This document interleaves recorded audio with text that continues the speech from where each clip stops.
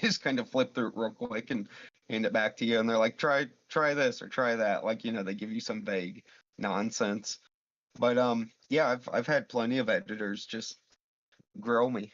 Uh, Mm, that's interesting. Yeah, and because today I can really imagine like somebody doing that kind of critique, like especially like live in front of people, like in front of like, give you some cameras. vague nonsense.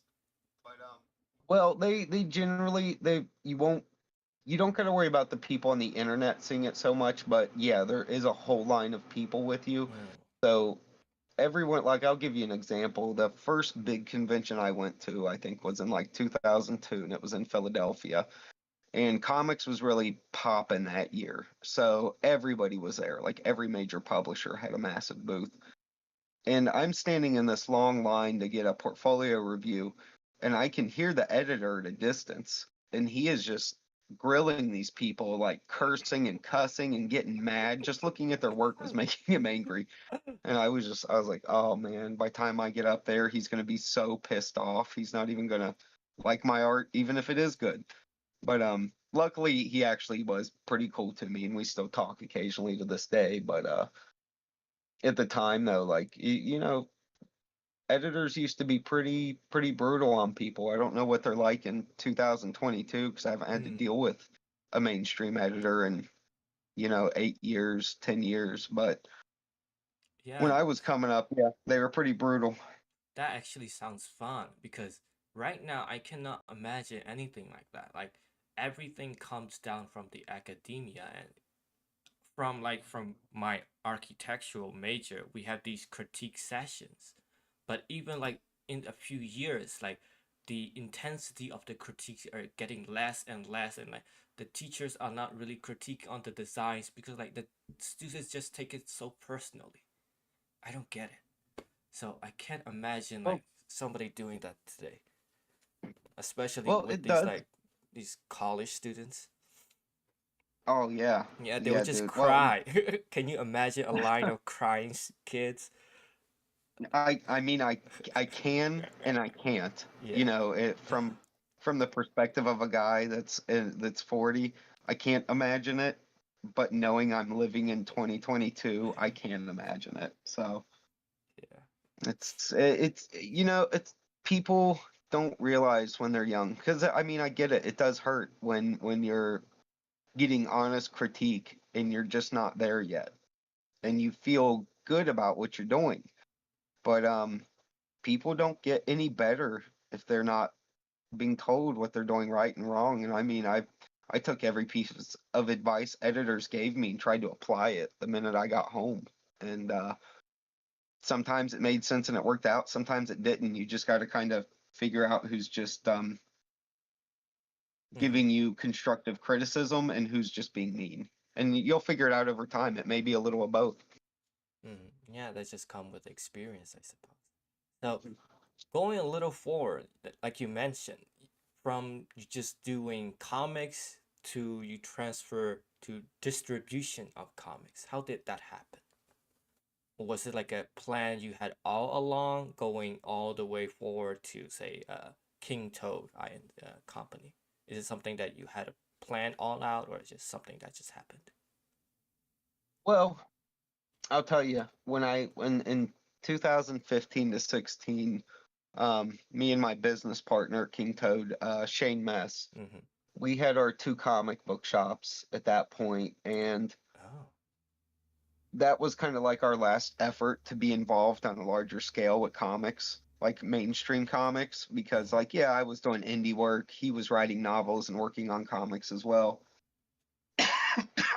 Excuse me.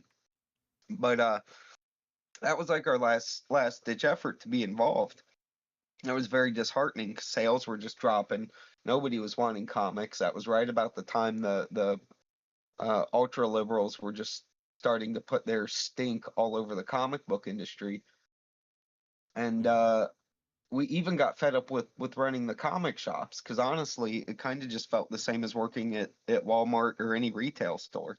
It's like we've already done this when we were young. We don't want to run comic book shops ultimately. After years of doing that too, it was just like this isn't what we wanted. We want to be creative. We don't want to if we're gonna sell something, we want it to be our stuff. And right when we were kind of just like over it and fed up with the shops and fed up with trying to sink our whole lives into comic books, because that's what we'd done right out of high school. We'd sink at that point probably like 15 or 18 years just into comics. And that's when Comicsgate popped up. So it was like this weird Right. thing came out of nowhere, and that's kind of what spurred us on to starting our own, dissolving the shops and those LLCs and starting over with King Toad as a publisher and trying to just work towards making our own books and our own products and exclusively worrying about ourselves in that sense, No more shops, no more submissions to people. With all this work we've put in, I think we're ready to make that jump because we had Mhm. enough knowledge at that point about how things worked. Oh yeah, I can imagine. Yeah. Do you still have a physical location or it's closed? Yeah. For the comic book shops, no, we Oh, closed okay. all those down. Yeah, we just have physical location for our studio, and that's it. So like the breakout to CG and the King Toad company kind of align, right? In terms of timeline.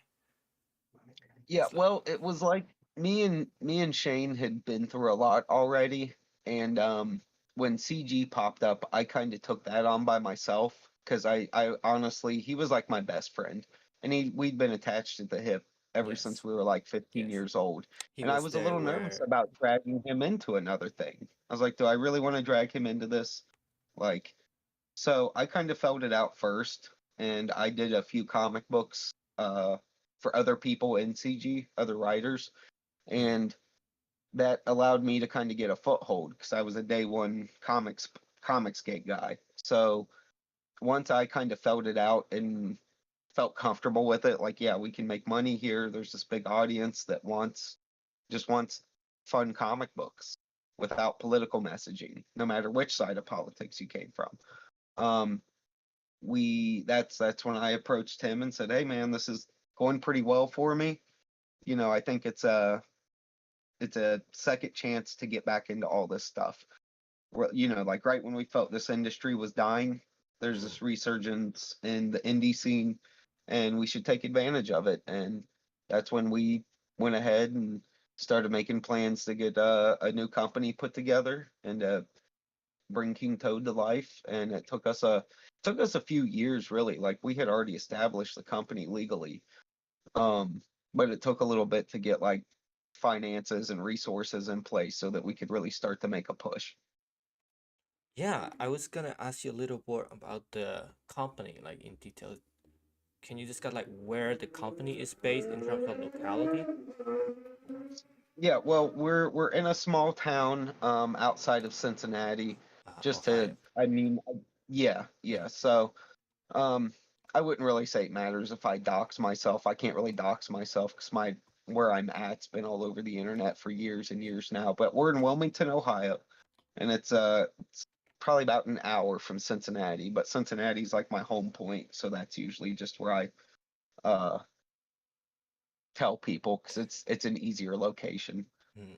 Because I was gonna ask, like, when you formed this company, did you like look into other states, into like laws based on the company, what you can do in terms of like specific to your type of company, like comics, anything like that?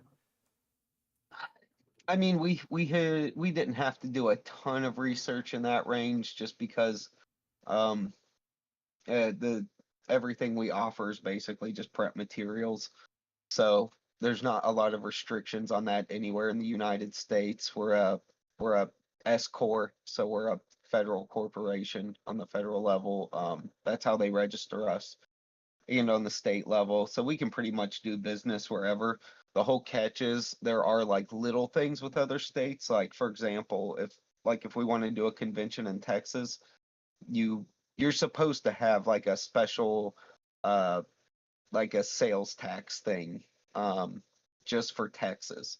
Hmm. And it's you don't have to basically you don't have to apply for any special um to start a business or any of the usual things you'd have to go through.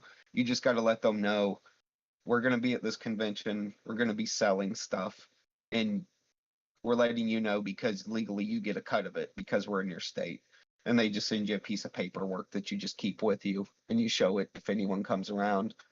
But in that last time I was at a convention in Texas, we were seriously like the only people that had it, even though everyone was supposed to. But you know, I try to play by the book as much as possible. You don't want to have legal issues, especially as a business. So I just, Yeah. even if it's something I don't want to do, or I know no one's going to really stop and check, um, I'll still throw down the couple $100 just to make sure I got all my paperwork in order. Hey, So I we do got check. a I raid. check depending on location. Yeah. Oh, okay. We got a raid. Welcome, raiders. Welcome, Irma Potato. We're having a good conversation. I won't be able to read the chat too much because I'm focusing on the conversation, but welcome, welcome. Sorry, I cut you off, Welcome. Joe. Oh, you're fine, man. So yeah, with the company, because so is there any type of tax like that when you ship within the state, with outside the state, or it's just from the for the convention? Well, it all depends on what you're doing and how you're selling it. Like, for example, Indiegogo is set up where you're basically giving, it's kind of like a fundraiser. You're giving Mm-hmm. people capital with, and their gift is the comic book you're giving back to them for their donation. So it's not technically like you don't pay sales tax on Indiegogo stuff.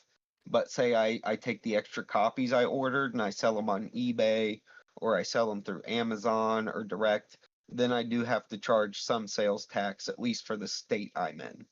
So, federal level, it's not really an issue, but at the state level, yes, I still have to pay it into the state of Ohio. But outside of it, not really an issue. No, not unless I'm going to go directly to that state and set up a booth or a spot or a business in that state.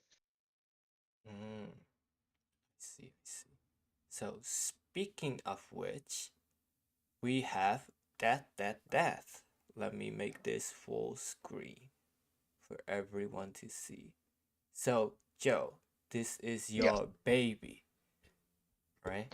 yes, Can you yes. This please is introduce us to your baby?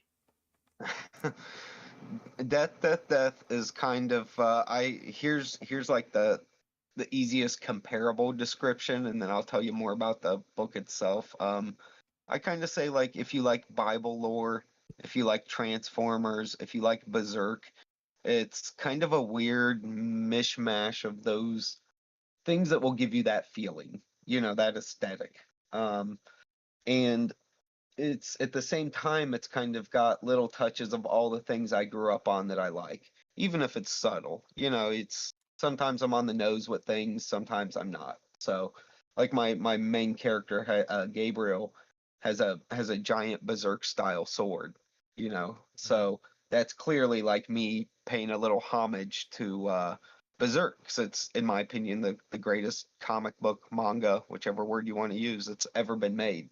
So that's my little way of showing respect to the things that I consider the best and that I love the most. The book itself, it's about it's about three warring fractions and or factions. I'm sorry, um, and there is a family caught in the middle of it. And the family is these big monsters you kind of see. There's a mother, a father, and a child, and they're part of like the more savage side of things. So they're very animalistic in a lot of ways. Like they're smart, but some of them are not, you know, in terms of like a race. They can range anywhere from brutal and animalistic to occasionally there will be some that have a little more smarts about them. Then there's the other side of it, which is like they're Atlanteans that end up on this planet, and they're kind of like the last survivors of the flood out of Atlanta, the biblical flood, and out of Atlantis. And those Atlanteans are kind of like the settlers or the colonizers, whichever liberal or right word you want to use to describe it.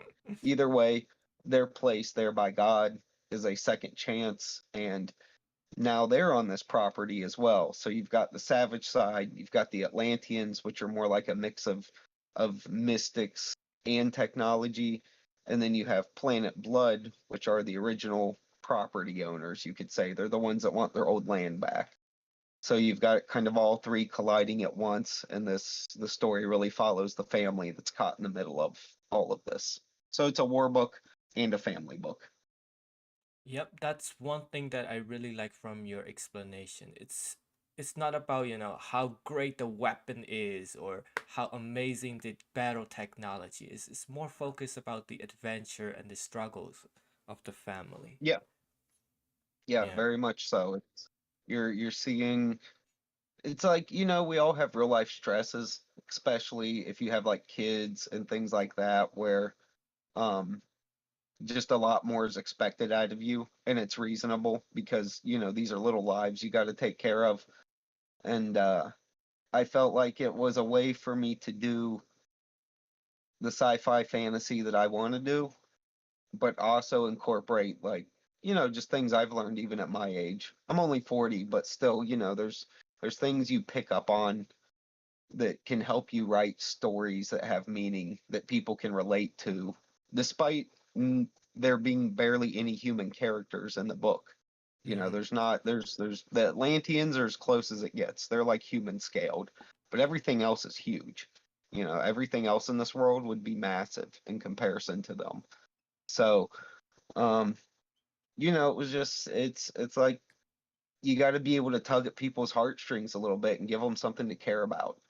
And despite the design factor of the characters being kind of monstrous and spooky looking, um, Yeah, their because struggle will make you care about them nonetheless. mhm, because the appearance is not what it matters. The matter is the archetype of the story. And something that Yeah. I really want to get into is you get these stories, these inspirations from what you call by biblical mythology, right? Mhm. So Yes. it's, if I understand it correctly, you're not trying to uh, like take it literally or fundamentally, or you're not taking like one version of it. You're taking inspiration from all related sources related to the Bible, like all, even like the Dead Sea Scrolls. Am I getting it right? Oh yeah, there was a lot of extra text found with the Dead Sea Scrolls, but Oh yeah.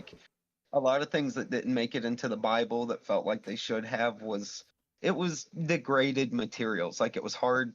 I understand the different people that tried to put like the King James version together and things like that, being nervous about certain books because they were incomplete. They didn't have a full scroll to know if the way this book ended meant what was, if the overall point was one thing or another thing. So you had to, some things didn't make it in, but they're still very interesting reads, and I think it's good for anyone that's interested in the Bible or Christianity to still read a lot of the side text, whether it's the Book of Enoch, um, and the early ones, not some of the newer stuff that's way outside the realm of reasonable. The Testament of Solomon is excellent. It's very interesting because so much of it correlates with actual other biblical texts that kind of verifies it, I guess you could say. Uh, but yeah, I love all the side text, even the ones that I think are complete bunk. They're still just like entertaining to read, Indeed, nonetheless. indeed. Yeah, so I guess from my background, I grew up in a Buddhist household, but then I went through some atheist phase, and now I'm more agnostic. I think there is a higher power in terms of more in the perspective of a Judeo-Christian God, but I Yeah, think I'm more familiar with the Old Testament. So I wouldn't say myself Christian, but I am very interested in the Bible as well. So I've been reading the Bible. I'm trying to read the Bible from the back to back, and I'm currently at like Book of David, like barely started. So it's really interesting to read the stories and actually learn about the stories. So when I was like reading like Samuel King's yeah, King Samuel. No, King Saul, the first king. Solomon. And no, the first king of Israel, Saul, who Okay. kind of turned out to be not so good. And that story, if you follows, the latter part of it is about the power struggle between the house of Saul and the house of David. And when you go into that story and really read the narrative, you can see where like modern stories, for example, House of the Dragons and stuff like that, where these stories get the inspirations. And I think there's a lot of stories like those, like that just come from these archetypes of the Bible. So when you take inspiration from the Bible, how do you in a way like abstract it and like take elements of it? Can you Well, explain kind of like and process and of that? Do you just like read it and take it in, internalize it, and then do it on your own, or taking parts of it? it's a mix of ways I approach it for that specifically, but in a general way, I listen to a lot of different Bible researchers and people that have a very detailed, broad knowledge of things, and they understand Old Hebrew and Greek and things like that, to where they can give you like context that makes sense to the time it was written in. Because as we know, like words can change meanings over the years, or the context that they're used in can change, and you get a better idea of what the original author was um, trying to say in some cases. I and I listen to a lot of documentaries. Uh, I'm trying to think. There's a whole myriad of things I'll get into with it. Mm-hmm. And what I like to do too is look for anything that's like a historical backing that can give you like a real life way to prove different events from the Bible. Because yes, there are a lot of like factual events, whether it be wars or people that really existed, but it kind of helps prove the supernatural aspects of it. Um, and I get really into like the hierarchy of heaven, the angels, the demons, the fallen angels, um, the giants of Genesis 6, uh, the Nephilim, the half breed, the Mm-hmm. mixed breeds. Um, I get onto it into it on a lot of levels, like down to the point where where now you're talking DNA and things like that. But the comic Ooh. book itself starts out with Noah's flood. That's kind of like the where the story starts at, is the jump off point. So in a literal way, it's just Noah's flood, and then it goes to another planet, and that's where the bulk of the story takes place. But it still takes place in a Christian universe where that stuff is all real. So there are angels that show up. There are spiritual creatures and things like that within the comic book that are representative of things from the Bible. So, because at the very end of the Bible, Jesus says, you're not to alter a word of this. You're not to change any of this, because that's one of the worst sins a person can commit. So, to avoid having to worry too much about altering a story, or maybe accidentally putting something where it shouldn't be in a Bible story, I just use the flood as a kickoff point, and then I use a lot of the themes and the ideas and the symbology and the characters, I guess you could say. They're real to me because I'm a Christian, but I just say characters for the sake of explanation. Um, Mm-hmm. within my book. So even though you're not getting much outside of the flood, you're still getting all these other things from the Bible. Um, even though it's not direct stories. But I'm inspired by some of the story arcs, like you said, David with Saul. David's at the top, then he's back at the bottom, then he's just on the run. He Mm-hmm. has that I'm at the top, now I'm back down here. Now I got to work my way back to glory again. And that was all after he was an established, military captain. His Yep. victories were just endless. He was, God loved David. He held David, Mm-hmm. such high regard that it's like a standard that's only, only Jesus could have surpassed it in Bible. So, and even Solomon, I forget where, it's one of the side texts. Solomon was the only person God called good ever, like the only human that ever got that adjective applied to them. So, Oh yeah, David it's was like at the height. He was after he defeated Goliath that he had to be chased by Saul with a yeah, spear, and then he had to build himself up. Yeah, definitely.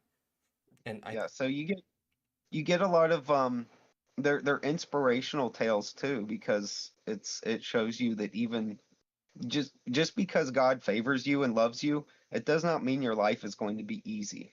It doesn't mean anything's going to get handed to you. David went from the top to the bottom a few times in his life. And sometimes God had to bring him back down to earth. Sometimes he wasn't being a very good guy. He had to be reminded that he's where he is because the Lord blessed him, because he liked him so much. And I mean, even Enoch, there's more than one Enoch. I'm talking about the good one, not the naughty one. Even God liked him so much, he just took him to heaven. He said, you'll never have to feel death. I'm just going to take you up here. And they're just interesting stories. Even if you're not a Christian, you can get a lot out of them. Even the weird ones. yeah, that's kind of a question that kind of brought me up. So when you wrote this, did you think about a non-Christian reading it? Yeah, As in like, I'm really into a lot of esoteric and mystery religions of the past and the present. And when I say I'm into it, I don't mean in like a practicing way. I mean like, even though I consider them false religions, and in a lot of cases, when you get into ritualistic type things, it gets into the realm of satanic, in my opinion. But I still like to know about, you want to mm, be knowledgeable about things. Um, Christians not wanting to be knowledgeable about their enemy is not good. They need to know what to look for and what a red flag is with certain things. And the only way you're going to know that is by learning about other uh, religions. And you'll also find good in a lot of other religions. So, like I know that there's a lot of head bumping over Muslims ever since 9/11 here in the United States. mm, But I mean, I've taken in a lot of Muslim videos and stuff about their religion lately, and I find a lot of I find value in parts of it. You know what I mean? mm, I don't think it's all good or all bad, and I definitely would consider it a false religion. But there's little bits and pieces from every religion where you can find some good and you can find some bad, and it just is what it is. But it's yeah, best to know either definitely. way. It's best to be Because educated about yeah, my country was kind of unique in that we had like multiple religions. Even though there was one state established religion, we kind of had like not really freedom of religion, but there was a lot of religions. Like we had Christians, we had Muslim, we had Hindus, and it. so And that that's gave me a cool. different perspective to it. Yeah. Hmm. Yeah, so Well, when too, it's like I knew like a lot of like Muslims, and even in my teachers there were Muslims. So, yeah, gives you a lot of perspective. Christianity too has had a lot of things co-opt from it since I'd say you could go back to things Abraham wrote. Um, the earliest writings known to mankind were things that came from Abraham and people around him, and it basically told the story of what would eventually be Jesus. And you see the first Egyptian religions copying that story for Horus, copying that story for their character. So it's one of those things where if you don't know about the other religions, if you don't understand Greek and Roman mythology and the gods from all the other religions, you won't know where to pick out different. Um, you won't know how to pick out the real parts of them, because here's the thing with me. Like, say somebody says, oh, well, Greek mythology's a lot of nonsense. I'll say, no, it's not. I guarantee you, most of those creatures in those stories, in terms of the gods, those were probably something real that those people experienced. Now, I would call it a fallen angel. They called it a god. It probably seemed like a god to them. Um, but I don't doubt that a lot of things from other religions are actually real supernatural creatures, because you can find descriptions of these creatures in some of the earliest of writings. I mean, even in the Testament of Solomon, you can find descriptions of all kinds of Middle Eastern and Asian um, gods and things like that. Indian gods, exact descriptions before those religions ever existed. So it gives you, if you are a Bible believing Christian, then by default, you have to understand that the God they worship, even though it's to us not a God, it's just a fallen angel or a demonic spirit, that that makes it real. You know, you can't believe in God and not believe in the devil if you're a real Christian. They're both real. So um that's part of why I find so much value too in making sure you know other religions, because you're not going to understand them or even understand your own to its fullest capacity without knowing what they believe as well. Have you looked into like really old religions like Mesopotamian gods? Those are really interesting too. And Somewhat. It's Mesopotamian stuff. Well, not really. I'm trying to think here. for me, what interests me is how certain religions evolve in a way. And you can see certain elements of the gods in, for example, you can see elements of the Mesopotamian gods in Hindu gods. We cannot, Yeah. I don't know how we can track how the religions got transferred over time, but I think that's one thing that is interesting too. Yeah. Well, from a Christian perspective, like I said, I think it's because these are real supernatural creatures that have been here before we were, and they're the religion's not as much evolving as much as that spirit is still moving on, and new religions are being created around it. You know, the same people in completely different places were exposed to the same spirit. Um, so you know, that's one perspective. The other could be, if you're looking at it more from like a fictional point of view, is that yeah, just stories and tales and descriptions of gods or creatures or different heavenly beings were being passed down and you know tweaked a little bit here and there depending on who was telling the story, and Yeah, that would it be a you know very could have secular spawned more view of it. religion. Yeah. Yeah. So like I said, it just depends on how you look at it. I personally, I 100% believe that these gods of other religions are real creatures. Ooh, what about aliens though? Do you think? Oh, here's the thing. Mm-hmm. Aliens are a strange one because I think we can connect back to the angels. Yeah, go for it. Go for it. we well we can, because technically like anything outside of our dimension's an alien. So in a way, like, you know, God's an alien, angels are aliens. But from like our earthly perspective of a gray, big-headed, big-eyeballed creature, Mm-hmm. or something that looks like a giant lizard, like your kind of two stereotypical conspiracy aliens. Um, you know, like no one's ever really got proof of it. It really seems like we're in this universe alone in terms of other physical organic beings outside of our planet. And I know that sounds like incredibly boastful for one little speck in the universe to think they're the only ones, but it's just how it is thus far. We don't have anything solid otherwise.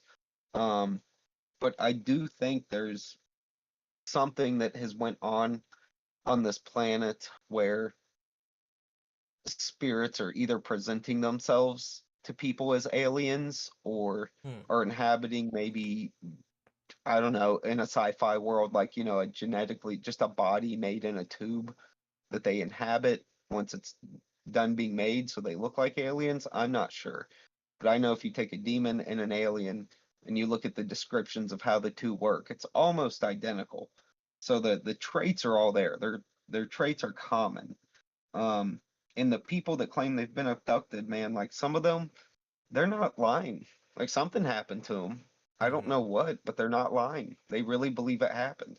So they were either had their brain scrambled into thinking it happened, or something traumatic went on to make them feel this way. So there's just the alien thing's weird because there's something to it. It's just I don't know that we have enough information to figure it out. It definitely doesn't seem good. I'll say that much. So Yeah, it's just I think even in modern day, especially now, it's just too much information and we cannot decipher which one is which anymore. I think it used to be more interesting when you had less information, I think. well, yeah, the mystery's more fun. Yeah. So, aliens are from another. What about like ancient civilizations? So, you don't think aliens come from outer space? So, what about in the dimensions of time, way back, say, like 2-3 million years ago? Could there be like really advanced civilizations? Like, Um, well, yeah, sure. I don't think anything's 2 or 3 million years old. I know that'll sound ridiculous to like the ultra sciencey people. Um, I lean more towards at least humans. Oh, here's the tough thing. I think humans from the Adam and Eve point mm-hmm. are in that realm of about like 13 to 15,000 years. That's like a number I can find reasonable because that's about as far back as you can track anything human related. But in that, when Cain kills Abel and God's punishing him and casting him out of the garden, Cain references cities and people outside of there. And Oh what if yeah. they're to kill me? So even though we don't have any reference outside of that, there was some civilization. I don't know if they were more archaic or what. They were clearly able to build cities. If he's saying they're cities full of people. So there was some kind of civilization outside of that garden. So in that sense, yeah, I think they're very well could have been. You can go backwards from that 15K point and maybe go back millions. I don't know. You know, it's so hard for me to say. I can only go by the Bible and what radiometric dating. That's the only thing, you know, looking at the half-life of the decay of things. That's the only other thing we really have to work from. And that number just changes constantly, so you don't know what to believe. You know, the Earth gets a, 10 bazillion years added to its age every other year. So I Yeah. don't it's hard for me to personally define in like a solid way. So I just kind of go with like here's the only things I can gauge from, and that's just what I have to kind of work with. So I lean towards the Bible. So far it's been right about everything else. Yeah, sounds good. Yeah, because something I saw today, like mushrooms apparently developed like since like 3 million years ago or something. But it's just a random number at this point. It's so hard to wrap your head around. Just doesn't really Yeah. make sense. Oh yeah, Well, with it's the the thing Cain with and you. Abel, I think there were also references of like Cain actually made it and have children with people outside of the city. Yes, And he we did. right? And there we can go Yep. into DNA and stuff too there. So there, yeah, definitely there are people outside of the garden. And part of that is also in us from there. So Yeah, it's that's the thing is even though we don't have much information even in the side texts that were found with the Dead Sea Scrolls and the extra things we've came across over the years, um there's really not much to tell us. All we have to go by is what we find in the ground or dig out of the dirt. And I mean, there's some pretty impressive stuff on this planet. I swear there's new stuff being dug up and new archaeological digs that just find some of the wildest underground cities and um just the amount of pyramids found on this planet is uncanny. Underwater pyramids over in China, just crazy oh stuff yeah. where it's like clearly this didn't have water in it before because there's a pyramid somebody built, so something happened. There's a lot more questions than there is answers, but it is very interesting to look at the past and know that like outside of what we know from the Middle East, that's like you can kind of excuse that maybe giants help build some of that stuff. But for the rest of the planet, it's really hard to tell. We don't have any biblical record of what was going on in Mexico and China and Oh places yeah. like that at the same time, where you find a lot of other, South America, where you find all these mega structures. Mm-hmm. So, I think they're finding new structures inside of Amazon now. So. yeah, it's wild. Some of the giant squares and circles and Mm-hmm. shapes they're Mm-hmm. finding. It's mind blowing. So going back to the design of it a little.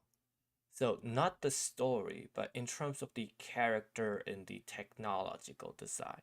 Do you think about like designing robots that are like in a sense timeless, like the stories, or you reference more contemporary Yes, sci-fi?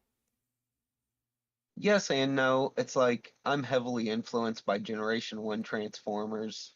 Basically, like Microman and Diaclone being like the two key toy lines that Transformers was birthed from over in Japan.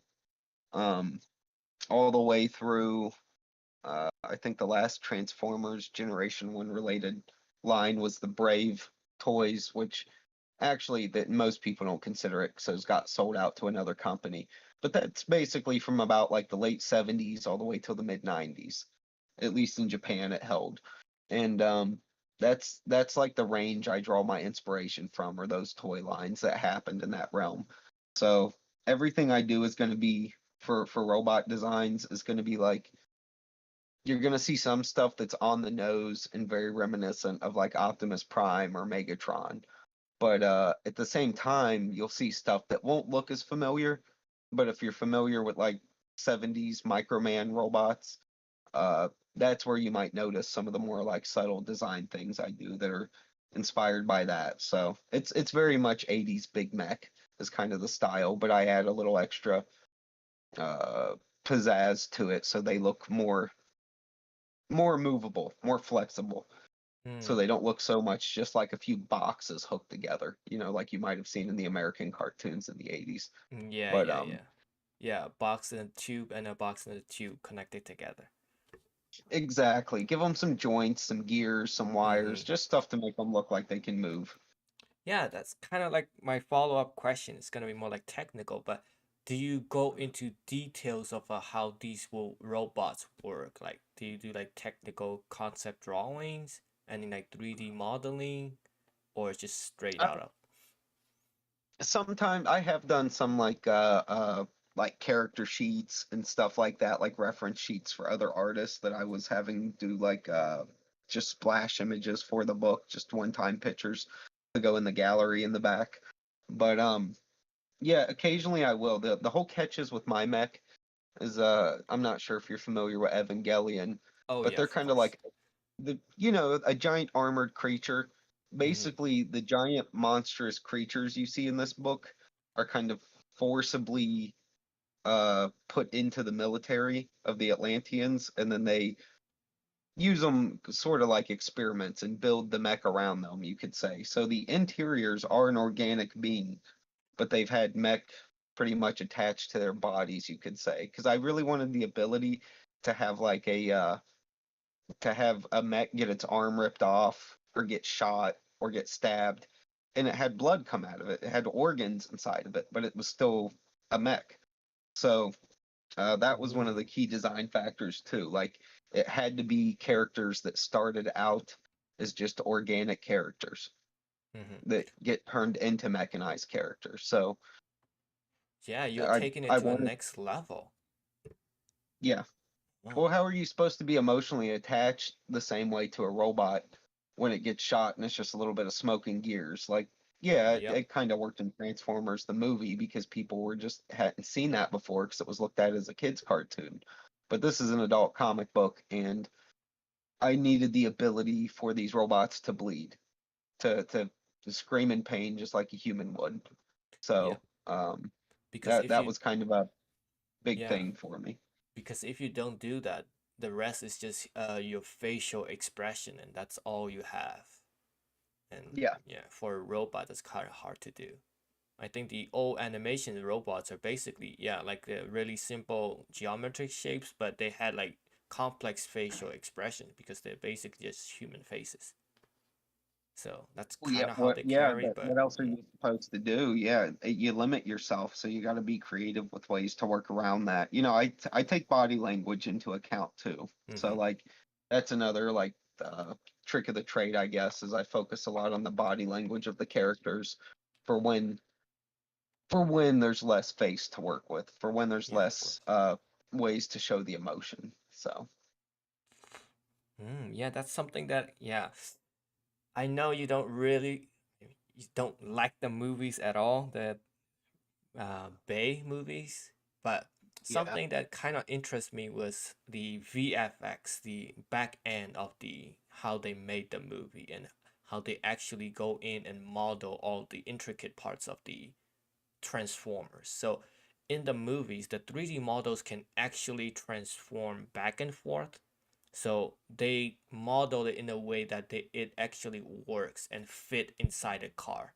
So all those mechanical part that expand in a 3D model, it actually went back and fit into a car Oh, size. that aspect of it is super impressive that they Mm-hmm. put that level of thought and consider it. Yeah, I agree with you there. Like, I don't want to take anything away from the work they put into making those designs make sense. You know, be realistic because it's super impressive. Like, I don't know if I could put that level of time into it if it wasn't absolutely necessary. You know.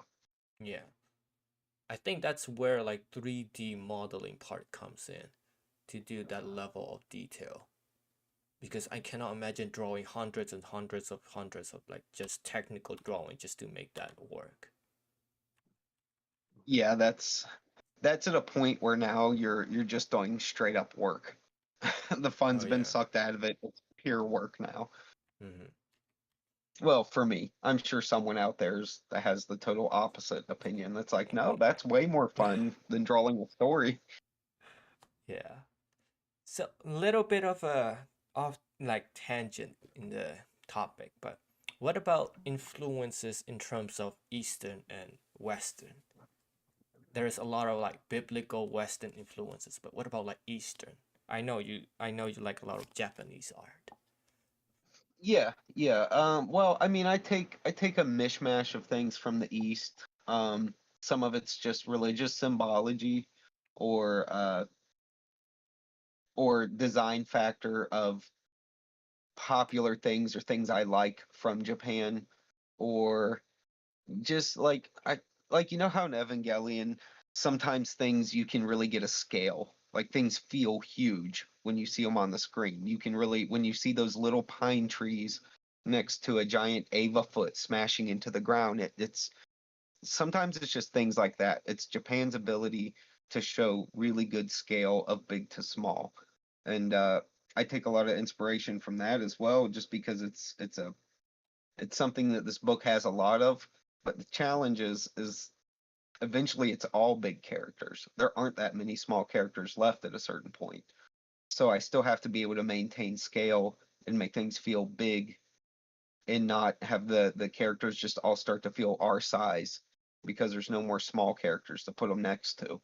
So they're in a world where they're huge compared to the trees. They're huge compared to nature. So I still have like that to kind of rely on to help out there. But oh Yeah. man, so much stuff. A lot of Japanese animation and manga, especially Berserk. Like Berserk's a huge influence on me. I love that manga so much. The art level in it is incredibly high. It's better than any comic book ever produced by Europe or America. Um, just in terms of its scale, the page count, the scale of the artwork, the detail factor, the story itself just inspires you. It's so testosterone filled and manly. Um, Oh yeah. and it's so tragic at the same time. Like it's Guts is a character that's just meant for a life of constant stress and constant struggle. And it's one of those things where you just can't stop reading it because you just got to see what kind of terrible shit you know, the Oh writer's yeah, gonna, he's gonna go through Kenta's gonna next. throw it in next. Yeah. Oh yeah, yeah. I mean, we can't really find that kind of manga in the recent anymore. Like North of a Fist of the North Star, those type of gruesome killing a tiger with your bare hand type of manga is not available anymore, sadly. I mean, yeah. Well, even Japan has its pop phases, with things. So, it's kind of like where Shonen Jump goes is where people tend to want to lean towards, and I get it because that's the audience you're trying to grab for the most eyeballs to be on your project or on your manga if you're trying to get into manga. But yeah, I think just so many things are geared to the teenage boy, the 12 to 16-year-old boy that I don't know. I don't think it's like off limits in Japan, obviously. You can still Yeah, do some wild stories like that, but that's the it's thing. just Yeah, things move because forward and we'll get it eventually. It just takes time. I trust the Japanese. They've literally taken every idea known to mankind. So I'm looking at them to come up with new ideas because they already stole everything else. They didn't leave anything for for the rest of us. yeah, because Japanese are like really libertarian with their ideas, especially in the degeneracy realm. Yeah, that's Yeah. that's definitely something that can pop up. I think it's interesting that like this is just what I've been told because I've never been to Japan, but I know a lot of people that live over there, whether they're Japanese natives or like Americans that married into families or have jobs over there. Um, they say that like society is meant to be polite and decent towards each other, and the things you don't do in real life because it's obviously not acceptable, you save it for the art. That's like the acceptable place to be weird. And I kind of, I respect that they say, look, there's a limit with the rest of society. You can't do weird shit. You can't act like a weirdo. But you can be as weird in your manga as you like. That's the appropriate place for you to get this out of your system. And it's kind of like at Japanese wrestling, people hoot and holler and go nuts during a wrestling match, Hmm. during a big New Japan main event. But when they leave that building, they're not doing that any longer because it's not appropriate to act like that out in public. But once you're inside, where you're in an environment where it's appropriate, go crazy, have your fun. So, Yeah. I respect the fact that their society knows where the lines are at with things. And I think we can have a little fun here. I didn't have a lot of time to prepare, but I did have a little game. So, before that, I want to ask, what's your general views on porn?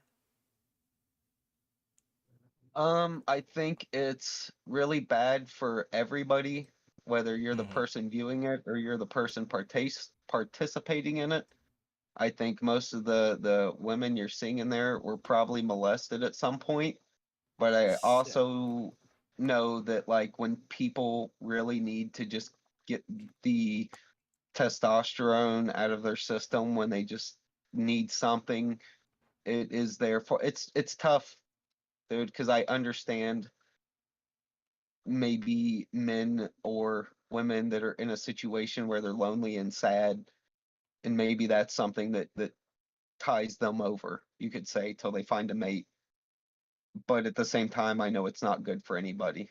So, Yeah. and plus, I'm an American, so like like we are very tolerant of things we don't even agree with, and it's kind of always been that way. It's like we don't want it to ruin our society, but we also try to be respectful of freedom and people's decisions. And God let us have freedom. He gave us freedom to dictate uh what we want to do with ourselves, and ultimately there will be judgment made on how you use that freedom by And God. yeah, But I it is mean, it is something He gave us. So it's, I don't know, man. It's tough. I'll leave it at this. I don't think it's good. I don't think people should watch it. Have I watched pornography? Of course I have. Almost everybody on planet Earth has at this point. It's way too accessible. It's way too easy to get. Um, and I wish it wasn't so accessible. I wish it wasn't so easy to get. I wish it didn't exist at all, but it is just part of reality, and we'll have to face it and use our best judgment as individuals. Yeah, I'm very much in agreement. I'm pretty much libertarian on it. If there is two consenting adults and nobody is being exploited, no children involved, I'm happy with, you know. But it is, I agree that on society in general, it is not a good impact, especially on young adults. Yeah, I cannot imagine kids growing up today is how they're gonna be like with like this easy to access. But I do want to Oh yeah, find, some levity in it and, to be able to have a conversation about it without so much like negative connotation and we can even talk about it. oh I don't yeah, like that part. it's tough because yeah, all the things you just mentioned. We know that the bad definitely outweighs the good, Mm-hmm. but it's also part of reality. And if you can't talk about things that are part of the real world, then it's just like you said. You want to be able to at least to be able to discuss it with people Yep. without them getting over emotional. You Yep. know. Because if we don't do that, it just faster and get worse and worse. Yeah. So Yep. going back to Japan, so are you aware of what hentai is? Yes. Yeah. Ooh, I see you are cultured. So here's the little game. I'm gonna show you a few pages of a few comics, Okay. but there is only one actual comic. The rest are hentai. Okay. Do you think you can guess which one it is? So let me Okay. pull So it only up. one out of the bunch is actual hentai. No, only one is comic. The rest is hentai. Okay. All right. Yeah. Let's give it a shot. Mm-hmm. So are you seeing my screen right now? Yeah. Okay, let me show it to the rest of the stream. So this is the first one. So if you're in the chat, you can participate. If you think it's a comic, type in C. If you think it's hentai, type H. So Joe, what's your judgment on this one? Okay. Am I seeing this correct? It's the image of all the Yes. Japanese buildings falling Mm-hmm. all around, kind of. Mm-hmm. Man, Looks like really crazy composition, isn't it? it is because it's really good. It's excellent artwork and it's interesting, Oh but yeah. it could also represent a bunch of ding dongs. Um, I'm gonna say I mean, comic. I'm gonna roll with comic. wait, you're using comic right on the spot? Okay. Yeah, Well, I'm going with my gut instinct, but I could be wrong. I'm open to being wrong. somebody said that feels like H, building tentacle penises. Well, then you'll be right. This is actually hentai.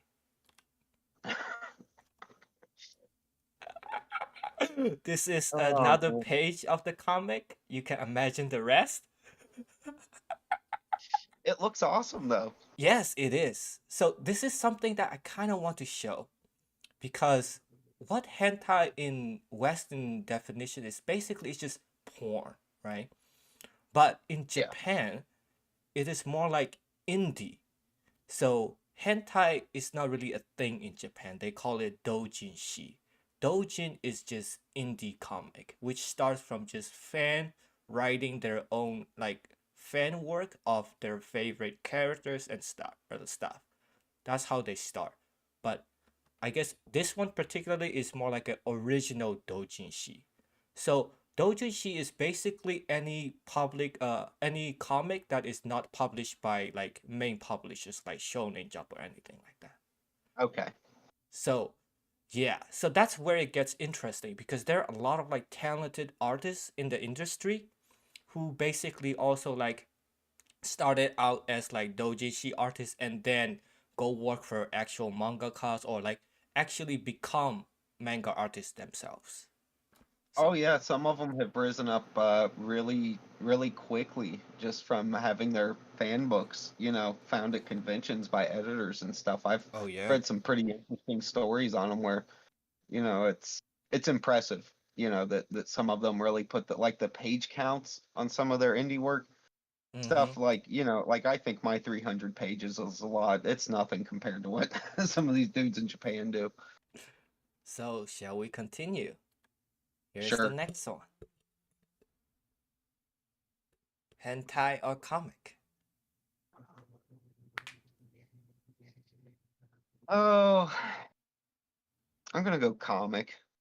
I'm not getting any sexual innuendo or super indie feel from it. It This just is it very seems much kind of normy.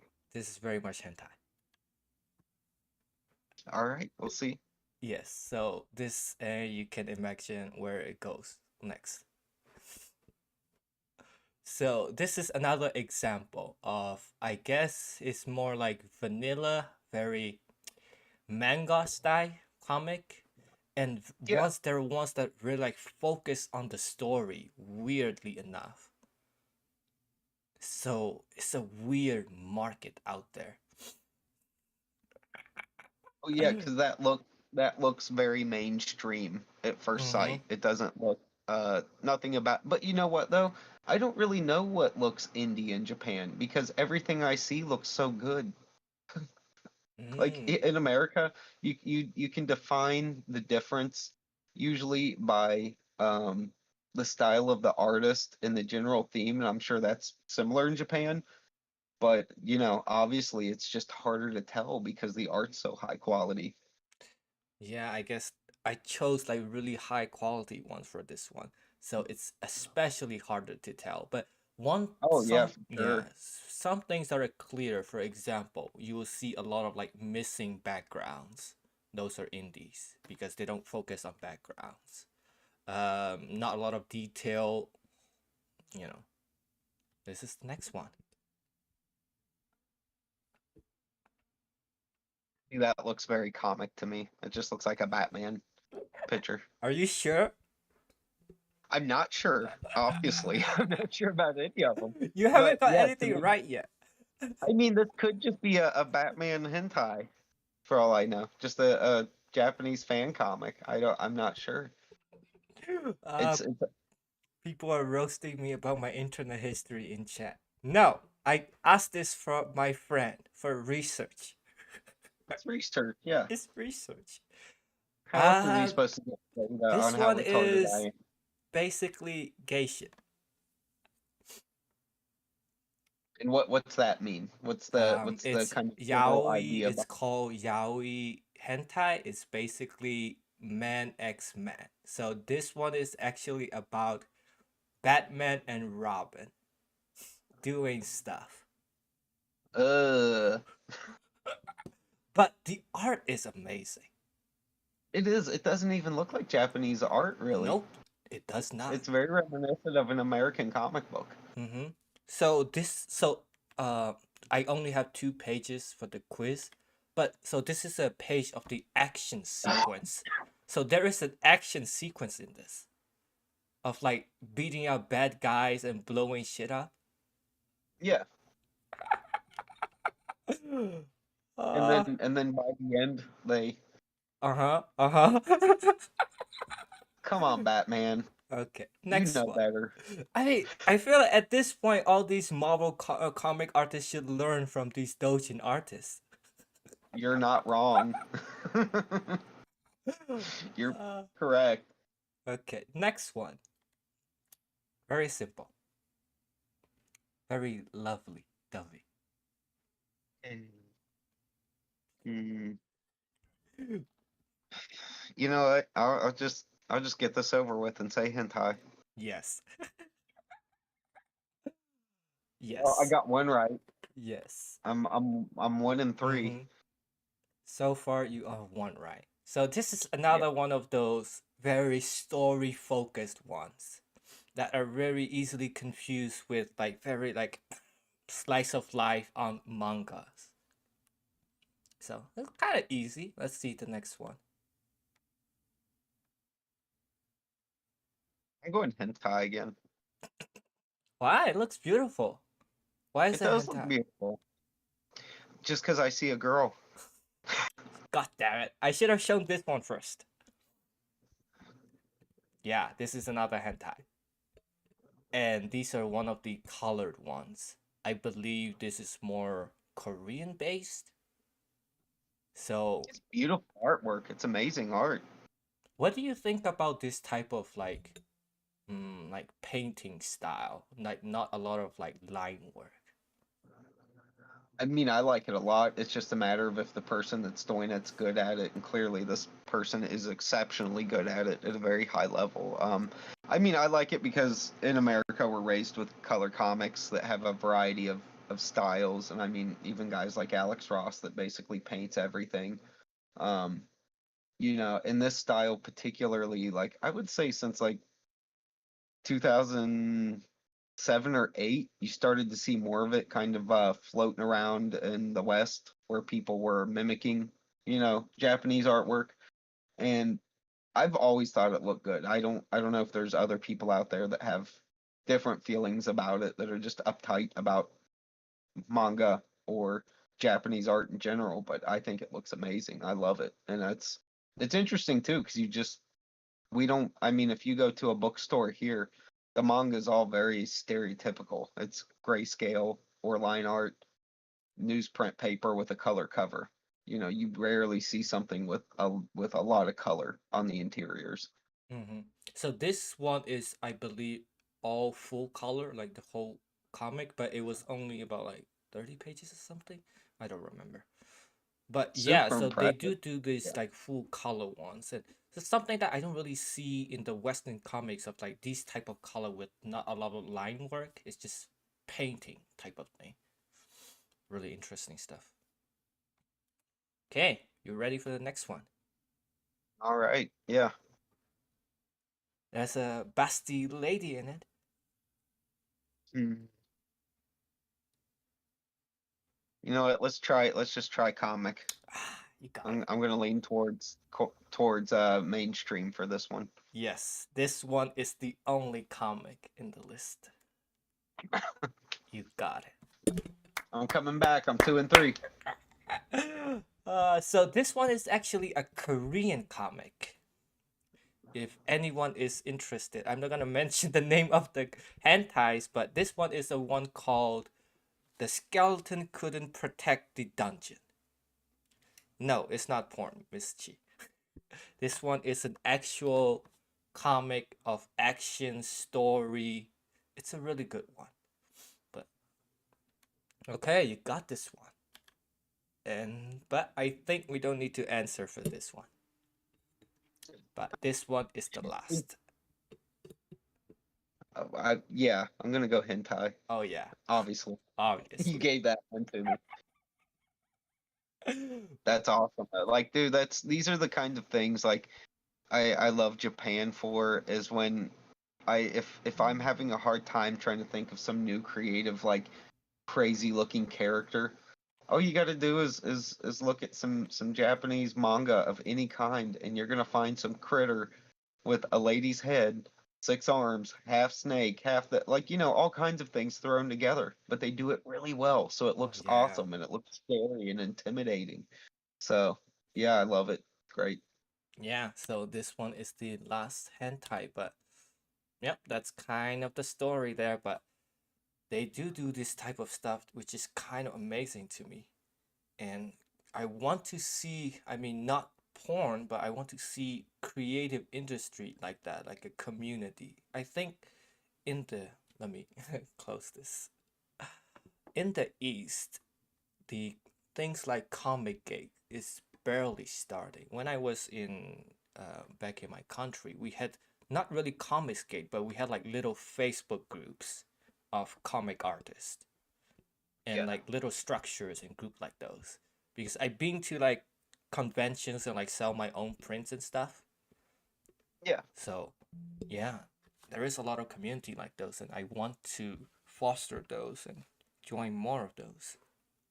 I think from like for an American, it's hard for us to imagine Japan even needing a comic skate Oh yeah. because to us, like you guys haven't been, your art has not been uh, ruined by people with bad intentions. Like to an outsider looking in, Japan is a place where creativity is encouraged, at least in the manga, at least in the entertainment, even if it's not so much in the daily life. But it's the Japanese, their language is little pictures. It's just art's in it's in their genetics.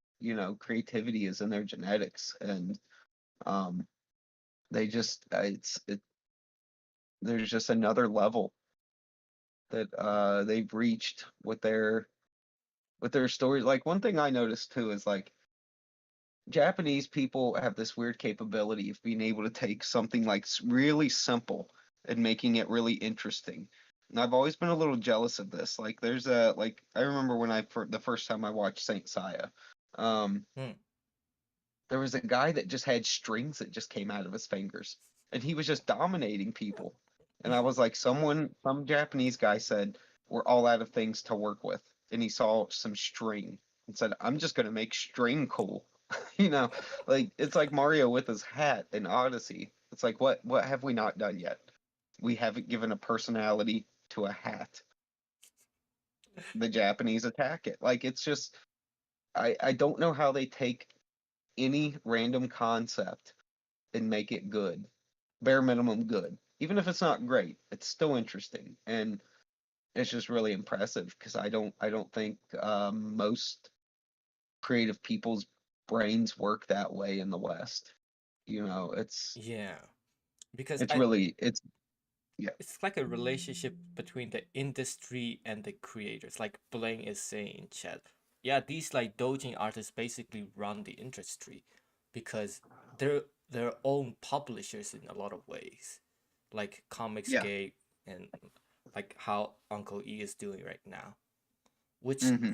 kind of not I don't really see in the West. You don't really see like a lot of comic artists like, oh yeah, I made this comic over the summer and I want to print and sell it now or on like Comic Con in LA.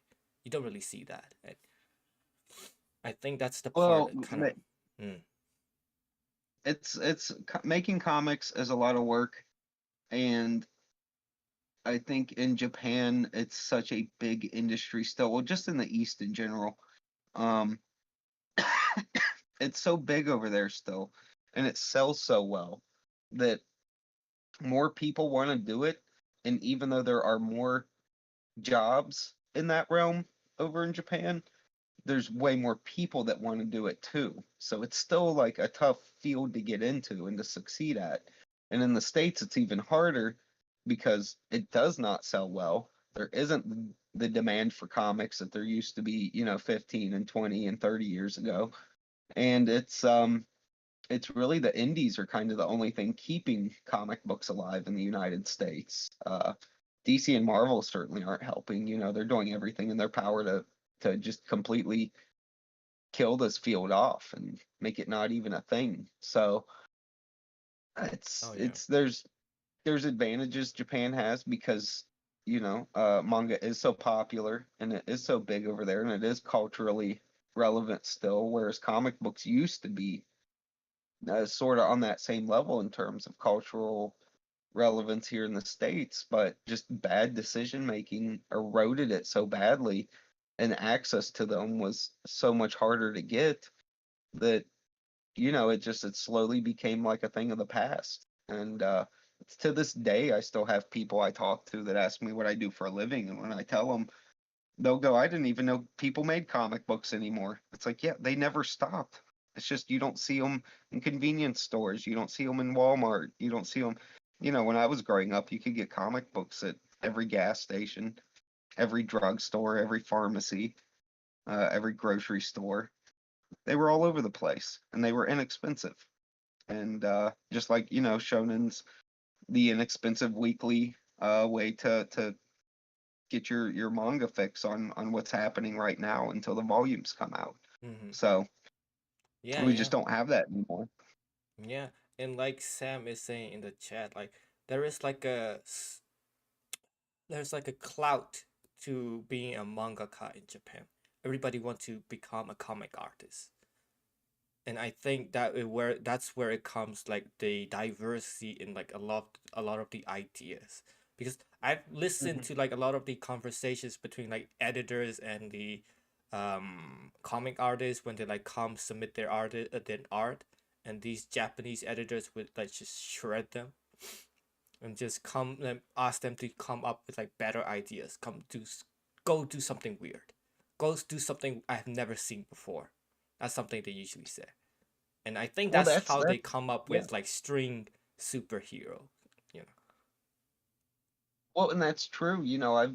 I've listened to a lot of Japanese editors and things like that on YouTube and other places I could find information. I even have some friends that live over there that work in the manga industry as writers, and they I'll give you an example. My one of my friends that lives over in Tokyo, he I said, I know this is kind of asking a favor, but will you just show my work to your editor and see if there's anything I could do for him just to get my foot in the door in any way with Japan?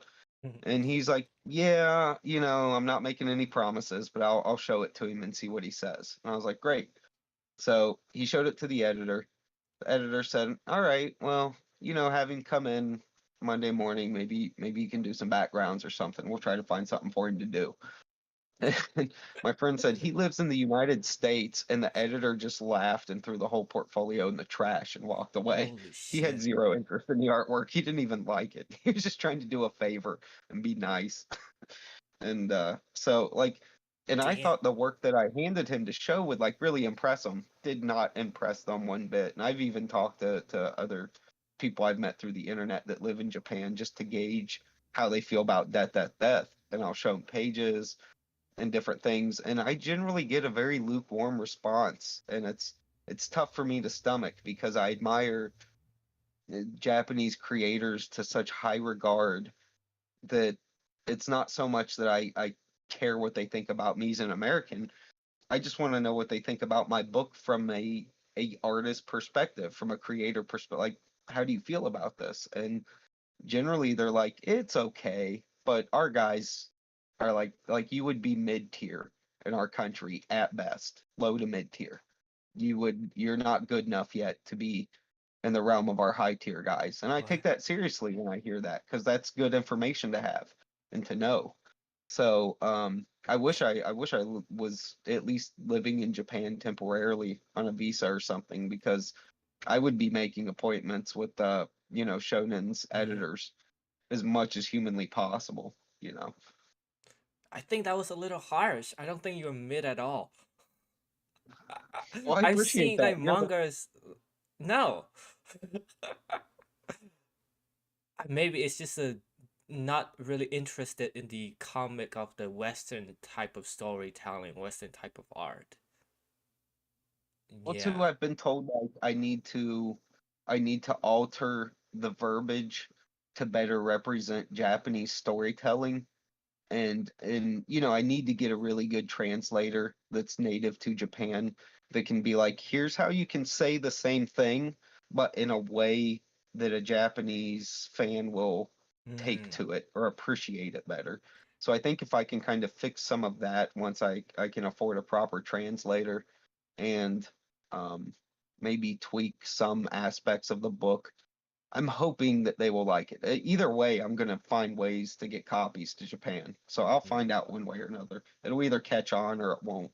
So No, but it is interesting in I guess the way in they view art and like how the culture is impacted.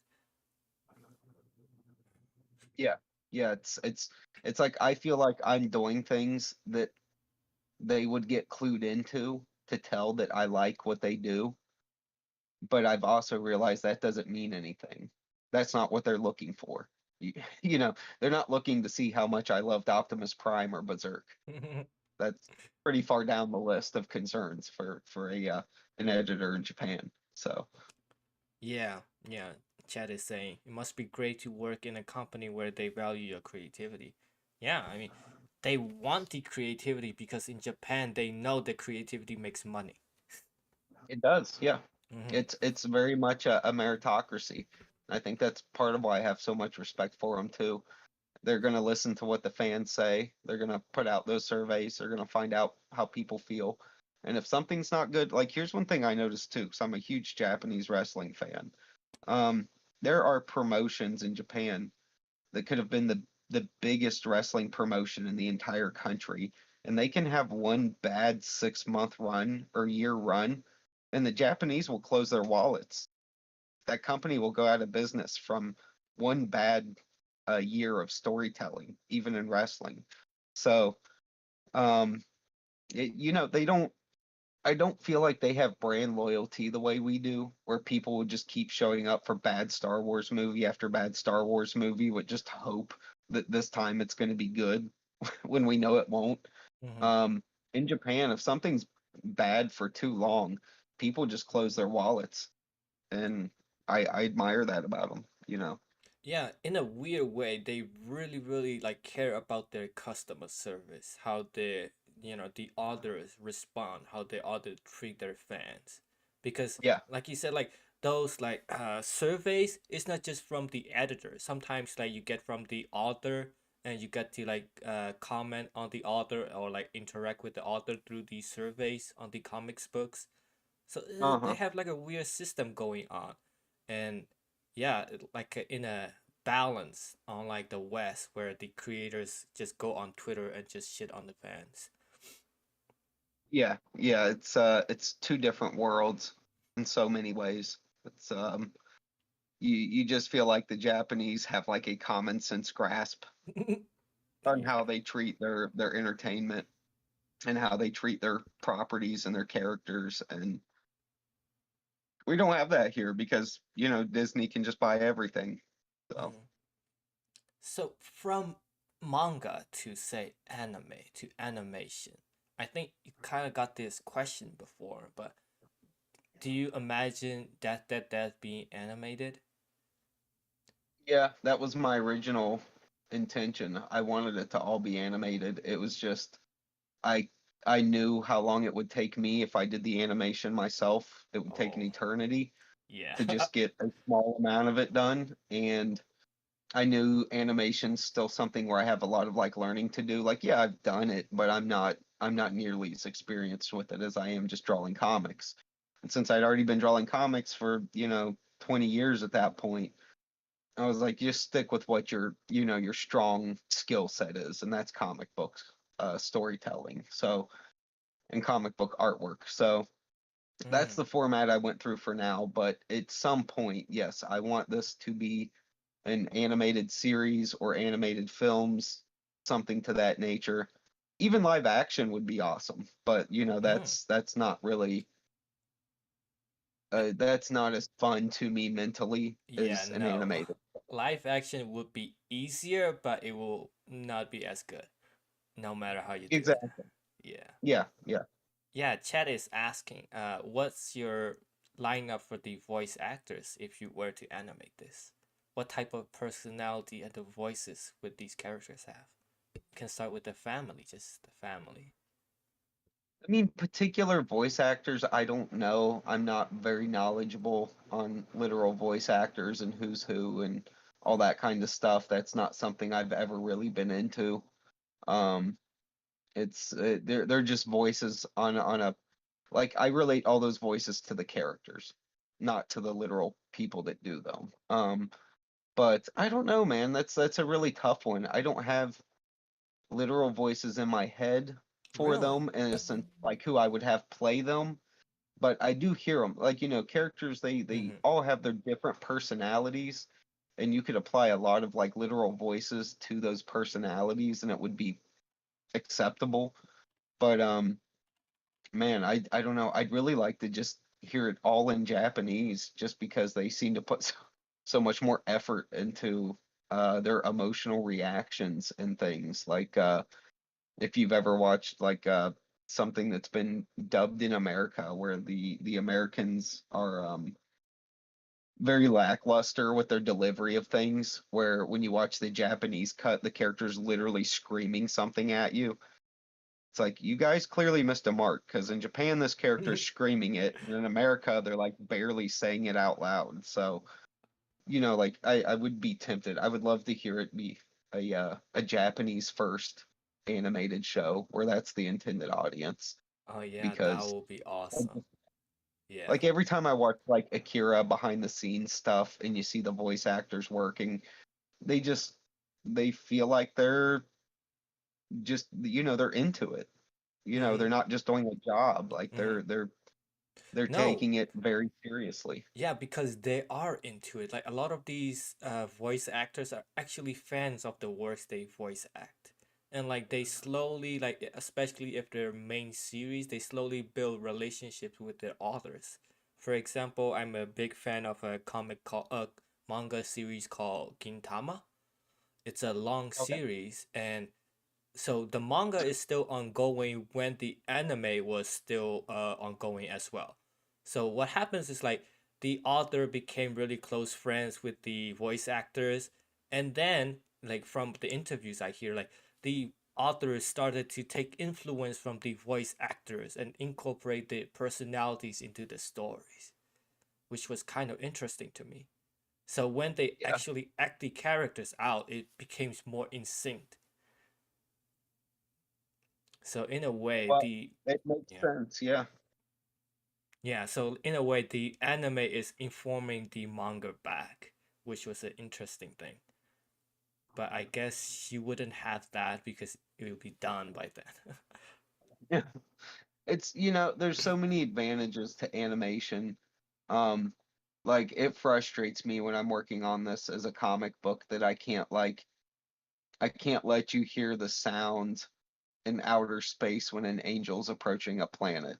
I can't let you hear the sound of crickets chirping in the woods. I can't like there's all these things that set a tone in a scene that only sound can do.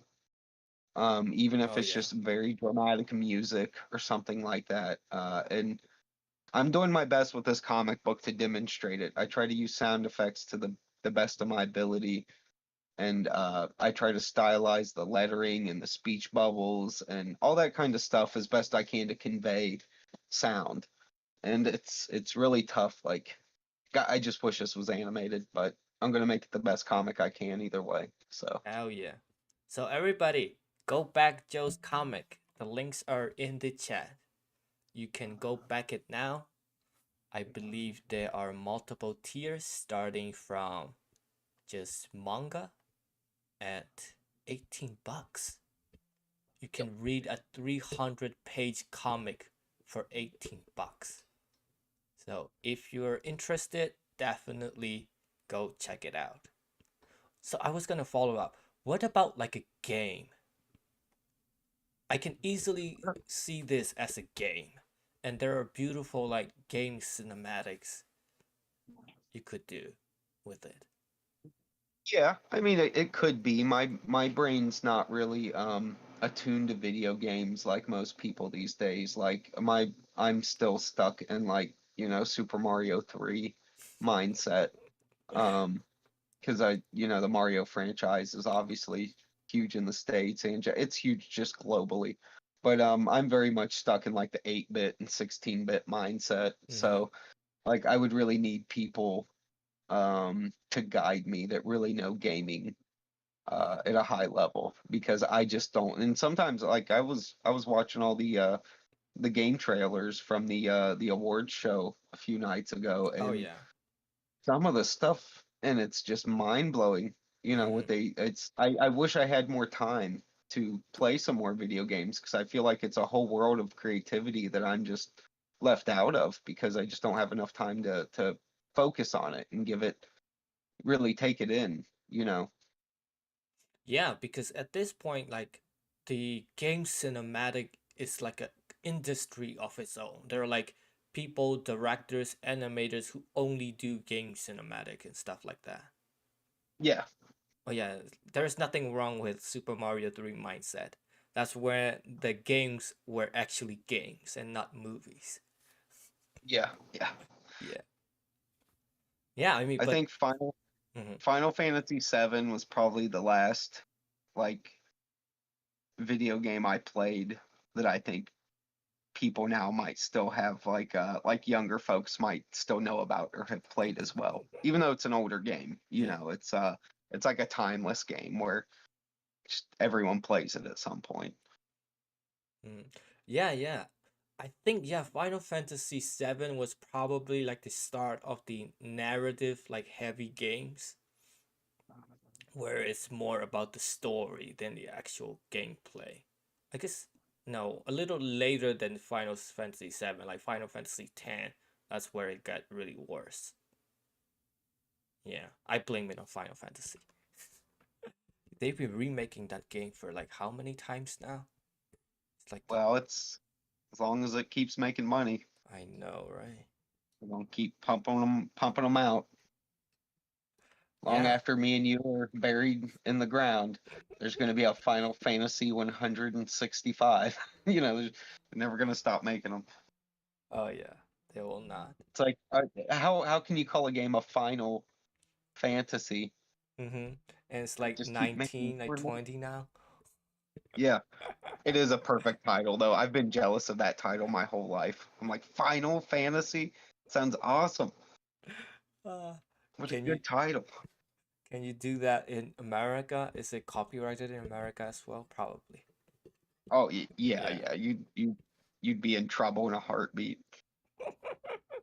Yeah, You'd you be don't want to getting, you mess with wouldn't be those. getting just letters. You'd have like literal lawyers coming and knocking on your door, being like, "Hey, we're here from Sony. You're under arrest." It's like, holy shit! I didn't know Sony could arrest people now. Good lord. Yeah, they'll use your body parts for PS6. We're gonna attach a PS6 to your butt. Are you familiar with the human centipede? Now imagine that with a bunch of PS6s. Oh yeah. So I think we're going towards the end of the 2 hours now. Uh, Pretty much went through everything else. I think the only thing left on my topic is like AI stuff, but we don't have to go into that. Like the AI art. Are you familiar with any of it? Yeah. I'm not one of those people that's like too offended by it. Like, Mm, I think it's just another interesting tool for people to have fun with, and why not? interesting.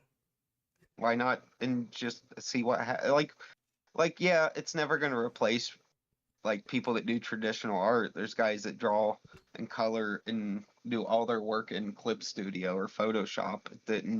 It never changed consumers' interest in guys that still drew with pencil and paper.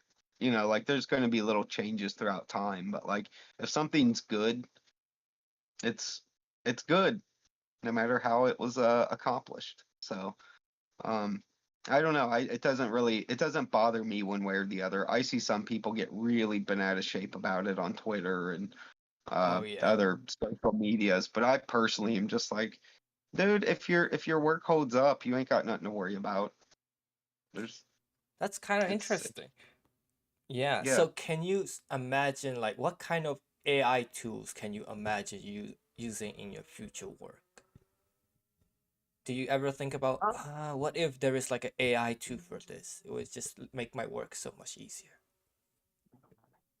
I don't know, man. The Yeah. most digital I even do is I color everything in Photoshop, even though I'm capable of like watercoloring and all that kind of stuff.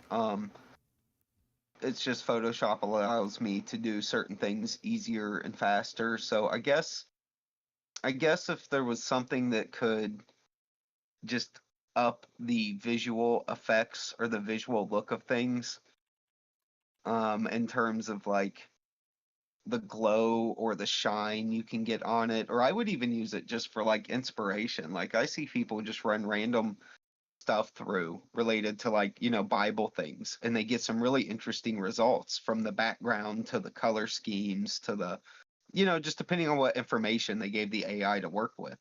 And I think even that could be serve as a good like reference for people where it's like, say you're creatively feeling stagnant about like an environment. You're like, how do I make this jungle look different? It's a jungle, but it needs to be different than all the other jungles people have drawn.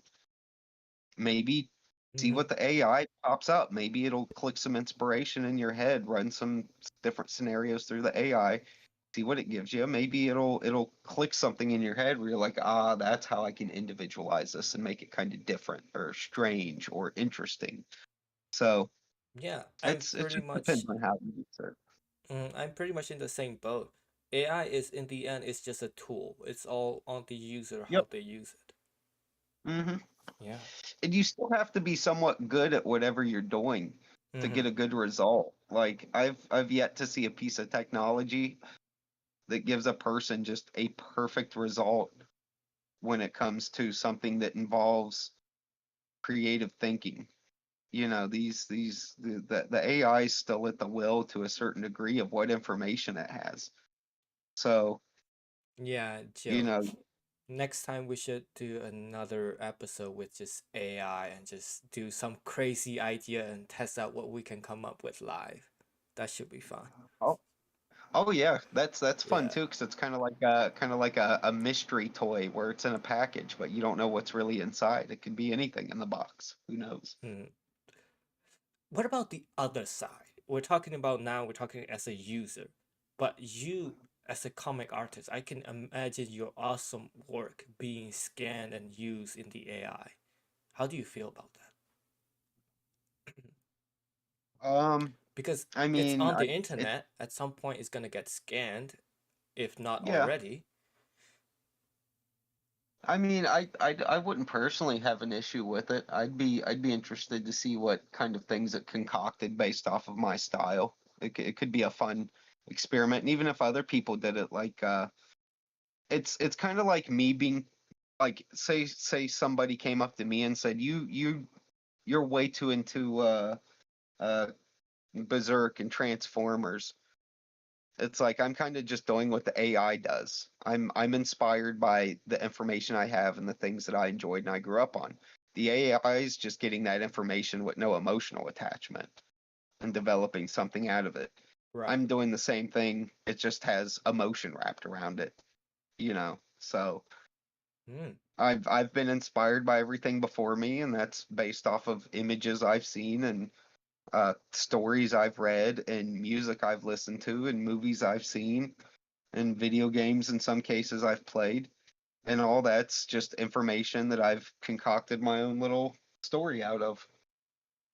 yeah, but I think where like people really start to have issue is when they generate these and start reselling them. I think that's where the issue comes in.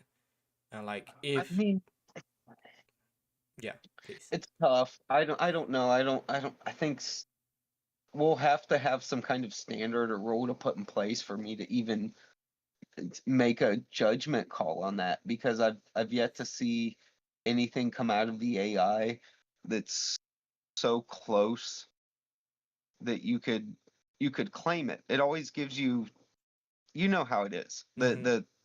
The quality can be hit and miss. You could get a girl that looks totally normal but has a giant hand for no reason.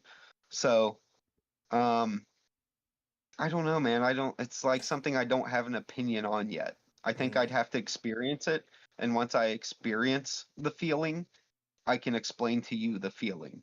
I see. You know what I'm saying? Yeah, I haven't really looked deep into it, but I've heard like there are like some AI generation that like straight up just generated the signature of the artist that it copied.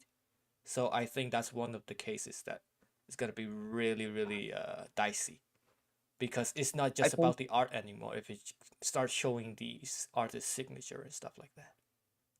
I think if people have some way to mark their work as official, Mm, is this is the only work I've done, maybe that would solve the issue. I don't know. You know, yeah. it's basically there's been fraud artwork since the beginning of time. Anywhere artwork had value. You know, Rembrandt had fraud paintings out there that sold for a Mm-hmm. lot of money. Van Gogh, everyone. It's kind of like when people were worried about people recording songs off the radio on cassette tapes, and it never really amounted to much. It just got people more interested in the stuff they recorded, and they eventually went out and bought the whole album. Or like when Napster was a big worry, when it turned out it's even like what comic book pirating now or manga pirating. Like I know Mm-hmm. Japan is super strict on those copyrights and they hate pirating, but it's like you know how much manga I ended up buying just because I could go sample it a little bit? So I know there's always going to be a risk. It's just as there's the risk of whatever the AI does or the generated work or the fraud artwork. Does does the good this thing create outweigh the bad? And if the good's outweighing the bad, I say just let it fly, and people that are really into your stuff will know what is real and what's not. Yeah, I kind of agree too. I think it's gonna be a really interesting to see where it develops. If you can see my screen, these are some of the examples that I found of AI creating something resembling a comic. So I think they still lack a lot of understanding. They can draw like line, shades, but the objects doesn't really have any meaning.